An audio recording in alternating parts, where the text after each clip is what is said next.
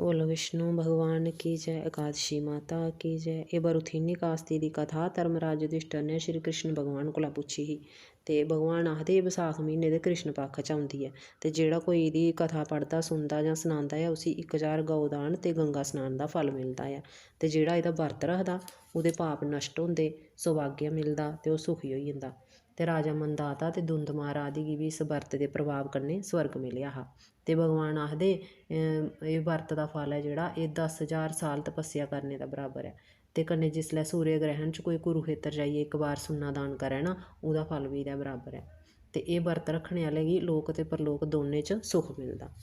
ते शास्त्रें च लिखे दा हाथी घोड़ा जमीन तिल सुन्ना इंदे सारें कोला अन्नदान है जेह्ड़ा ओह् श्रेष्ठ है। अन्न कन्नै गै पितर मनुक्ख देवता आदियें गी संतुष्टि होंदी।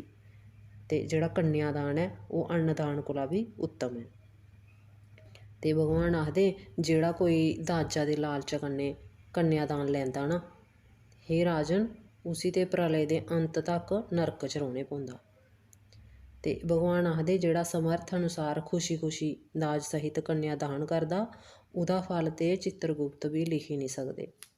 ते कृष्ण भगवान आखदे बरुथिनी कास्ती दा वर्ता दा फल है जेह्ड़ा ओह् कन्यादान दे फल दे बराबर है। ते इस वर्त कोला इक दिन पैह्ले 10 चीज़ें दा त्याग करना। ओह् केह्ड़ियां? कैं दे भांडे च रुट्टी नेईं खानी, मांस मसूर दी दाल चना कोदो शक्कर शैहद एह् सारियां चीज़ां। ते कन्नै इक बारी रुट्टी खानी ओह् बी अपने घरा दी दूए घरा दी नेईं। ते ब्रह्मचर्य दा पालन करना। ते फिर वर्त आह्ले दिन जुआ नेईं खेढना दातन नेईं करनी दातन भी इक दिन शामीं पैह्लें करी लैनी।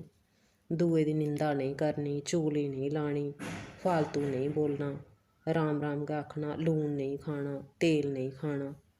कृष्ण भगवान आखदे हे राजन जेह्ड़ा भी कोई इस वर्त गी विधि पूर्वक रखदा उसी स्वर्ग लोक दी प्राप्ति होंदी। बोलो विष्णु भगवान की जय।